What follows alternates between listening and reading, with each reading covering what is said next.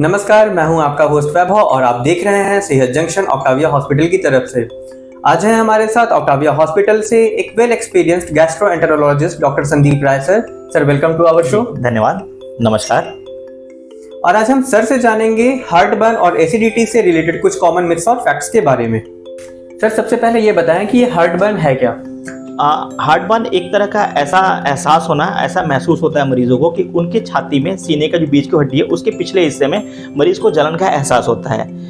ये ज़्यादातर खाना खाने के बाद होता है या फिर लेटने के बाद होता है। इसका मुख्य कारण है एसिड रिफ्लक्स, जिसे कि हम कहते हैं कि जो हमारे पेट में बना हुआ एसिड है वो हमारे इसोफेगस के जो खाने की नली है उसके निचले हिस्से से हमारे खाने की नली में वापस जाता है वो एसिड। उसकी वजह से मरीज को लक्षण आते हैं। अब इसमें मज़े की बात यह है कि ये आपके पेट में ज़्यादा एसिड बनने की वजह से ये लक्षण नहीं आते हैं। अब हम जानेंगे कुछ कॉमन मिथ्स और फैक्ट्स के बारे में। सबसे पहला मिथ ये है कि एसिडिटी हमेशा एक्सेस एसिड की वजह से ही होती है।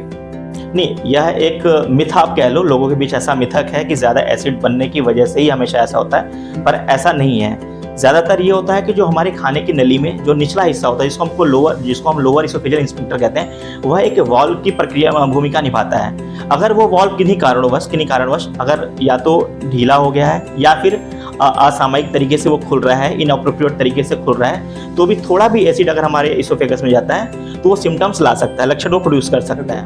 ओके, नेक्स्ट है myth number 2। Sir spicy food causes ulcers, ये मिथ है या फैक्ट है? जी, ये आम लोगों में कुछ ज़्यादा ही प्रचलित है, पर एक तरह से ये एक मिथक ही है।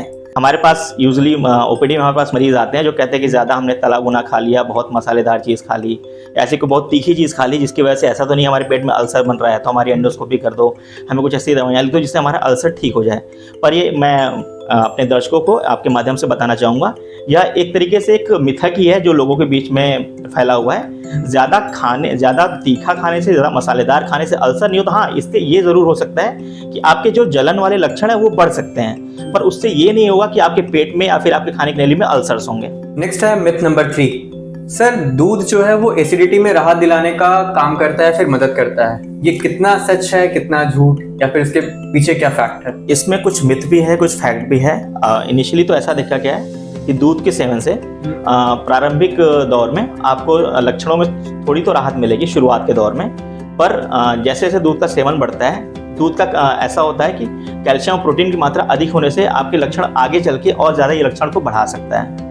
सर ये जो एसिडिटी है ये चिंता का कारण कब बनती है? देखिए, कभी कभार एसिडिटी होना तो सामान्य चीज़ है, पर ये हफ्ते में 2 से 3 बार से ज़्यादा होने लगे तो फिर ये एक तरह का गैस्ट्रोएसोफेजियल रिफ्लक्स डिजीज को हम कहते हैं, GERD कहते हैं, इस तरह की बीमारी उत्पन्न कर सकता है ये।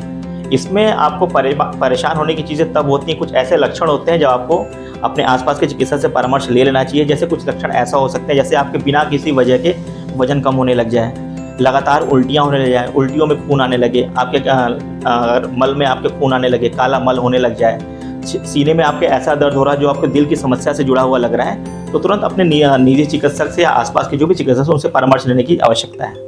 पर मैक्सिमम जो पेशेंट्स आते हैं जिस तरह के अगर GERD कंप्लेंट लेकर आए, हार्ट बर्न, एसिडिटी कंप्लेंट लेकर आ रहे हैं, सबसे पहला जो फॉरमोस्ट जो हम किसी भी मरीज को समझाते हैं, डाइट एंड लाइफस्टाइल चेंजेस, मतलब कि आपको अपने जीवन शैली में बदलाव करना है, खाने पीने में बदलाव करना है। सबसे ज़रूरी चीज़ ये है कि अगर कोई पेशेंट है जिसको मोटापा है तो उसको मोटापा कम करना है। कोई अत्यधिक अगर शराब का सेवन करता है, धूम्रपान का सेवन करता है, तो उसको छोड़ने की आवश्यकता है। खाने के बाद तुरंत लेटना नहीं है, कम से कम 2-3 घंटे टहलना है या बैठे रहना, उसके बाद ही लेटना है।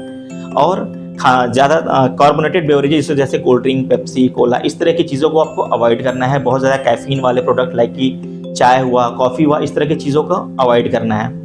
सबसे पहले धूम्रपान से बचना है, एक हेल्दी जीवन शैली अपनानी है। फिर जाके इन लक्षणों में मैं कह सकता हूँ कि हम मरीज को कुछ हद तक या काफ़ी बेहतर मरीज महसूस कर सकता है और उसको बार बार किसी चिकित्सक से परामर्श लेने की जरूरत नहीं पड़ेगी। The first and foremost thing is diet and lifestyle changes. Sir ऐसा देखा गया है कि लोग जब लोगों को एसिडिटी होती है तो वो घर पे ही कुछ एंटासिड्स वगैरह ले लेते हैं या फिर और भी घरेलू उपचार करते हैं, तो ये किस हद तक कारगर साबित होता है? देखिए कभी कभार अगर आपको लक्षण आ रहे हैं एसिडिटी के, हार्टबर्न के, तो सेल्फ मेडिकेशन लाइक जो ओवर द काउंटर लोग जाके खुद से ड्रग्स ले लेते हैं, कुछ लोग सिरप ले लेते हैं, कुछ लोग पीपीआई जो कि पेंटॉप या ओमेप्राजोल के नाम से मार्केट में अवेलेबल है। तो कभी कभार के जैसे लक्षण के लिए तो ये सेवन आपके लिए मैं कहूँगा कि ठीक है, मतलब हर बार आप चिकित्सक को उससे परामर्श नहीं ले सकते, कभी कभार के सेवन के लिए दिस इज गुड। बट अगर ऐसे लक्षण आपको लॉन्ग टर्म पे हैं, काफ़ी समय से हैं, काफ़ी लंबे समय से चले आ रहे हैं, तो फिर मेरी यही सलाह होगी कि ऐसे लक्षणों को नज़रअंदाज ना करें, अपने निजी चिकित्सक से, अपने पास के चिकित्सक से ज़रूर परामर्श लें। और दूसरी चीज़, जो दवाएं आप ले रहे हैं जैसे कि आप पीपीआई जिसको कहते हैं प्रोटॉन पंप इनहिबिटर्स हम कहते हैं, कुछ एंटासिड्स होते हैं जो मार्केट में अवेलेबल हैं, इनका बहुत लंबे समय तक सेवन करना कहीं ना कहीं से आपके उनके साइड इफ़ेक्ट्स भी होते हैं जो कि आपको जानने ज़रूरी हैं, और उसके अकॉर्डिंग, उसके हिसाब से फिर उनका सेवन करना, जब आप एक चिकित्सक से, एक स्पेशलिस्ट चिकित्सक से सलाह ले लें। Okay sir, can stress cause acidity? देखिए मैं ये तो नहीं कहूँगा कि तनाव से, स्ट्रेस से एसिड प्रोडक्शन बढ़ता है, एसिड हमारे पेट में बढ़ता है, ऐसा तो बिल्कुल नहीं है। हाँ, पर ऐसा हो सकता है कि स्ट्रेस की वजह से जो आपके लक्षण हैं, जो दर्द का एहसास जो आपको जो महसूस हो रहा है, वो ज्यादा हो सकता है, वो उभर के आ जाता है, वो ज्यादा उभर सकता है उस वजह से। मतलब एक तरह से कहते थे कि स्ट्रेस जो है इनके लक्षणों को प्रेसिपिटेट कर सकता है और ज्यादा बढ़ा सकता है, एसिडिटी और हार्टबर्न के लक्षण को। जैसे सर की होता है ना लोगों का कि टेंशन होती है लोगों को, या फिर एग्जाम्स के प्रेशर होता है तो उनका पेट दर्द करने लगता है, या फिर कुछ उस टाइप में। ऑफ कोर्स एक तरह से बहुत एक न्यूरोलॉजिकल मेडिएटेड साइकिल होती है। आप इतना समझ सकते हैं, जब आदमी को स्ट्रेस होता है, जैसा कि मैंने पहले इस पॉडकास्ट का शुरुआत में बताया था, जो हमारी खाने की नली होती है उसका नीचे का जो वॉल्व की जो प्रक्रिया होती है, वो एक तरह का वॉल्व का काम करता है, वो वॉल्व ढीला होना शुरू हो जाता है, बिना समय के खुलना शुरू हो जाता है। इस वजह से ज़्यादा से ज़्यादा एसिड का रिफ्लक्स ऊपर आना शुरू हो जाता है, और ऐसा स्ट्रेस में खास करके होता है। तो एसिड तो नहीं बढ़ा, पर हाँ इसकी वजह से लक्षण आपके ज़रूर बढ़ गए। तो सर क्या आप हमारे दर्शकों को कुछ कहना चाहेंगे? जी, इस पॉडकास्ट को ख़त्म करते हुए मेरा एक ही मैसेज होगा सबके लिए। सबसे पहली बात, ईट हेल्दी, स्वस्थ खाना खाएं, एडॉप्ट हेल्दी लाइफस्टाइल, एक बहुत ही स्वस्थ जीवन शैली अपनाएं, avoid alcohol and caffeine and smoking too, धूम्रपान, शराब और कैफीन से संबंधित जितने प्रोडक्ट्स हैं उनका सेवन बिल्कुल ना करें।